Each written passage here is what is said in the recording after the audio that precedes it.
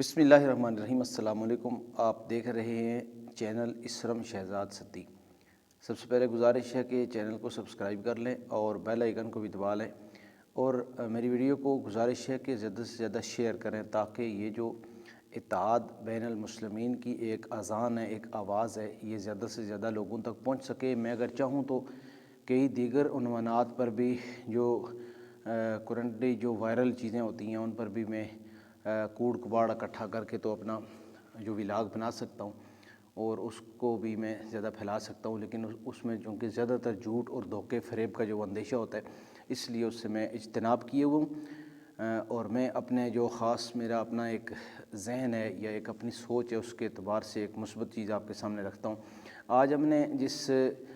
بات پر گفتگو کرنی ہے، جس عنوان پر، جس ٹاپک پر، جس موضوع پر ہم نے گفتگو کرنی ہے، وہ ہے استعانت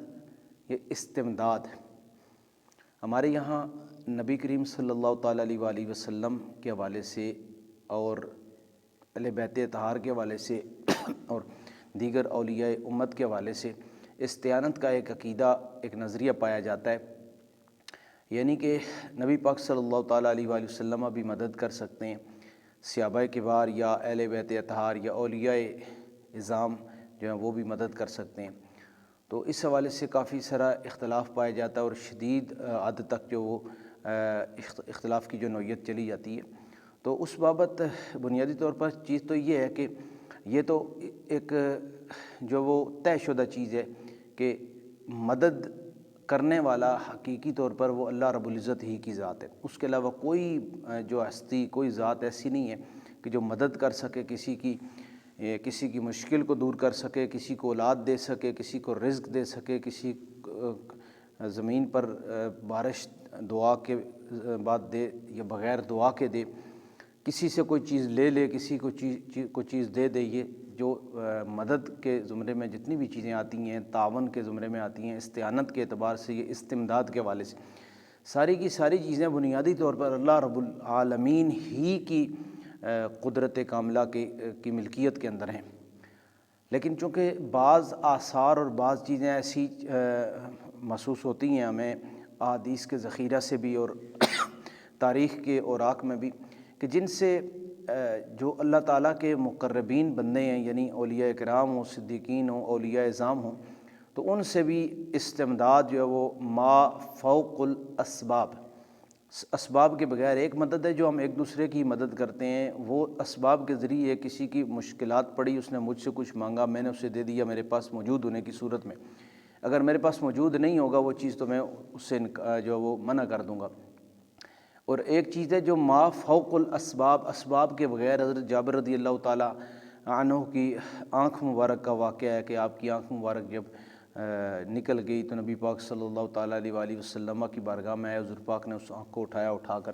تو آنکھ کی جگہ پہ رکھ دیا ڈھیلے کو، اور وہ آنکھ اس طرح تندرست ہو گئی جس طرح کبھی خراب ہی نہیں ہوئی تھی۔ یہ ایک مثال میں نے آپ کے سامنے رکھی ہے، اگرچہ اس پر بھی بعد میں جا کر جو ایکسٹریمسٹ تھنکنگ ہے، جو متشدد سوچ رکھنے والے لوگ ہیں، وہ اس میں بھی جا کر کہیں نہ کہیں کوئی روایت کی ثقات کے اندر یا جرح و تعدیل کے اندر جا کر اس کو بھی جو وہ مشکوک کرتے ہیں۔ لیکن میرا چونکہ وہ ٹاپک ہی نہیں ہے، اس لیے میں اس پر زیادہ محنت کرنے کو جو وہ ترجیح نہیں دوں گا۔ بنیادی چیز یہ ہے کہ اگر کہیں ہو بھی انبیاء کرام علیہ السلام کے حوالے سے تو اس کو معجزتاً تسلیم کیا جا سکتا ہے، لیکن اگر ہو بہو اسی طرح سے اللہ تبارک و تعالیٰ بھی مدد کرنے والا ہے، نبی پاک صلی اللہ علیہ وسلم بھی مدد کرنے والے ہیں، حضرت علی بھی مدد کرنے والے ہیں، غوث پاک بھی مدد کرنے والے ہیں، اور ہر مرید کا ہر پیر جو ہے وہ مدد کرنے والا ہے،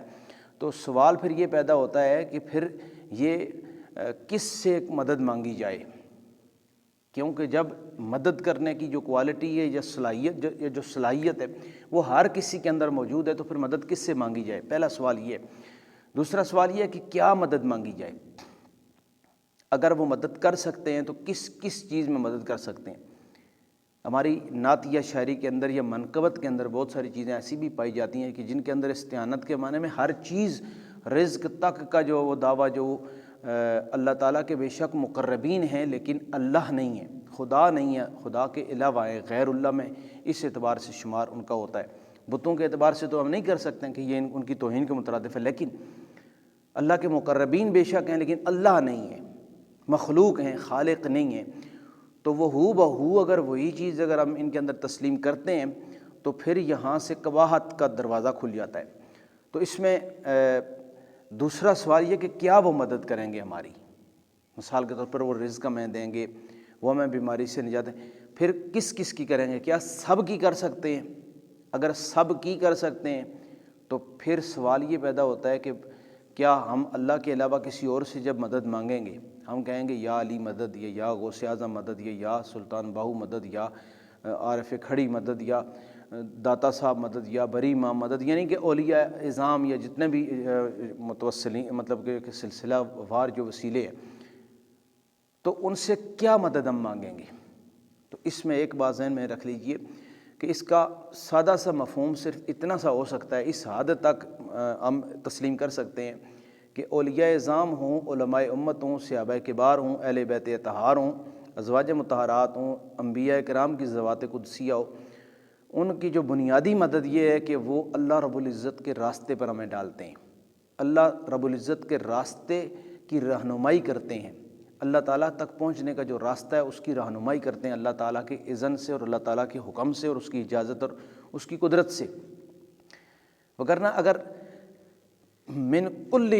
وجوہ، ہر اعتبار سے اگر ہر شخصیت کی، ہر پیر کے ہر مرید کو اگر مشکل کشا یا مدد کرنے والا یا استمداد کرنے والا یا استعانت کرنے والا اگر تسلیم کر لیا جائے تو پھر سب کا تصرف جو ہے وہ کائنات کے اندر جو تصرف ہے اس کو تسلیم کرنا پڑتا ہے، جبکہ سب کا تصرف جس وقت ہم تسلیم کریں گے تو اس وقت ہمارے لیے بہت ساری قباحتیں آتی ہیں، اور اس نظریے اور اس عقیدے کی جو بنیاد پائی جاتی ہے وہ مسلک بریلوی کے اندر پائی جاتی ہے، اور مسلک بریلوی کے پاس میں بذات خود چونکہ اسی سے بلانگ کرتا ہوں تو ایسے مضبوط قطعی دلائل نہیں ہیں کہ جن دلائل کی بنیاد پر اولیاء اللہ یا جمی جتنا بھی میں نے تذکرہ کیا ان کی استمداد کو کما حق ثابت کیا جا سکے، جس طرح کا عقیدہ یا جس طرح کا ایک نظریہ قائم کیا جاتا ہے۔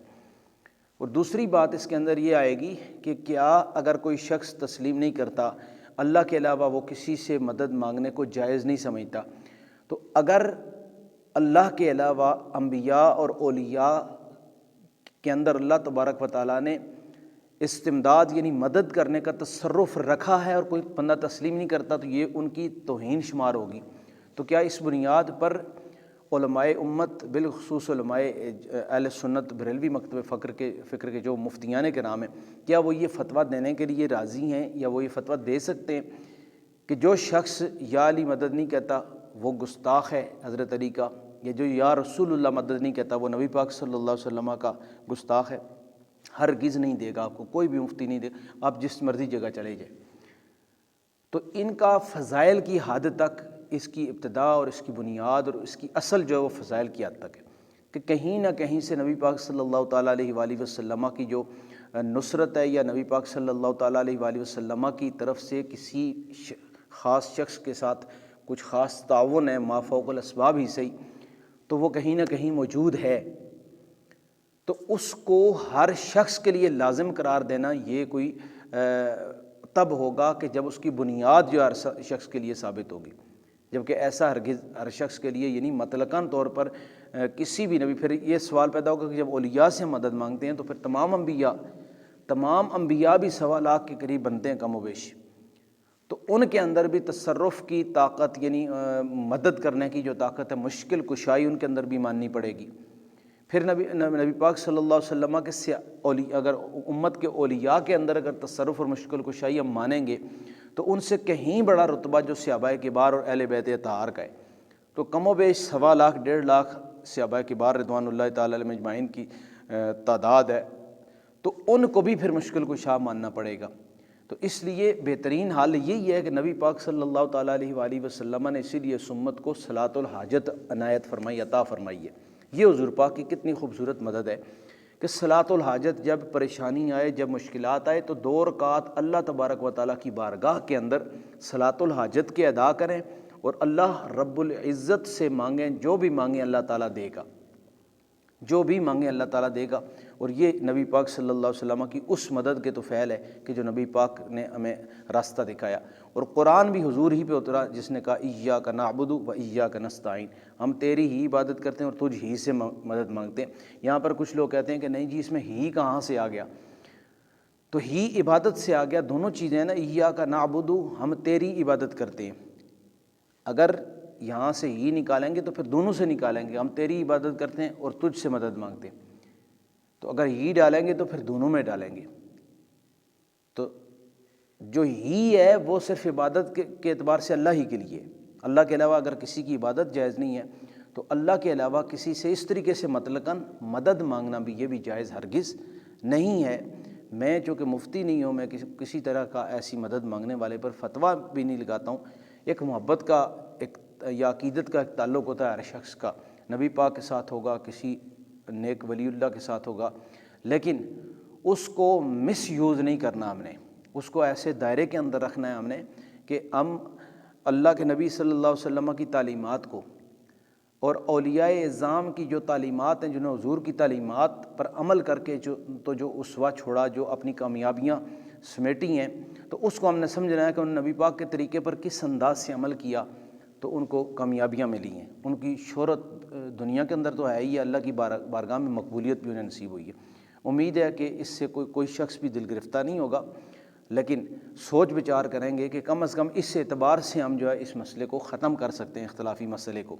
تو جو میں نے سوال چھوڑے ہیں ان سوالات پر غور لازمی کرنا ہے کہ اگر ہم مدد مانگیں گے تو کس سے مانگیں گے، کون کس سے مانگے گا؟ اللہ سے تو چلیں سب مانیں گے جی، اللہ تو ہے ہی ہے مالک و مختار،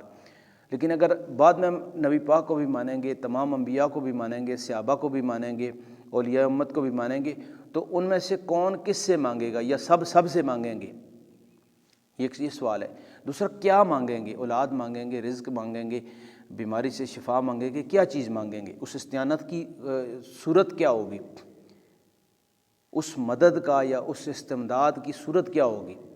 یہ سوال جو ہے اس پر غور کریں۔ جتنے بھی اس عقیدت کے اندر مبتلا لوگ ہیں وہ اس چیز کو سوچیں تو ان کو